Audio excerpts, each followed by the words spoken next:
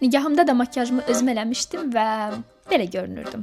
Mənim özümdən uydurduğum maraqlı makyaj texnikalarım var. Məsələn, əvvəlcə göz ətrafımı kompakt konsilerlə bağlayıb sonra pudralayıram. Bunu birazdan üzümdə pigmenti tünd olan yerlərə də eləyəcəm. Qaşlarımı sabitləyəndən sonra göz ətrafımı su bazalı konsiler və tonal kremlə bu dəfə tamamilə bağlayıb yenə pudralayıram. Bu pudralamaları çox incə təbəqə ilə eləyirəm deyə palçıq kimi görüntü olmur. Əksinə gün ərzində tamamilə sabit qalır. Göz makyajımda liner istifadə eləyəcəmsə, həmin hissəyə əvvəlcə tünd karandaş ya da göz kölgəsi ilə liner kimi çəkirəm ki, işim asanlaşsın. Göz makyajımı tuş çəkmədən bitirib konturlamaya keçirəm və su bazalı, özü sabitlənən kontur məhsulunu tonaldan əvvəl çəkirəm. Çünki mən adətən çox incə, üzümü tamamilə bağlamayan tonal ya da BB kremdən istifadə eləyirəm ki, altdan çəkdiyim o kontur təbii formada bilinsin. Bax, indi toz konturlamanı eləyə bilərəm. Biraz sizi şoka salacağam, amma göz altlarımı bir dəfədə üzümə çəkdiyim BB kremlə bağlayıb üzümlə bərabər tona gətirirəm. Onu qurumağa qoyub keçirəm toz əlli çəkməyə.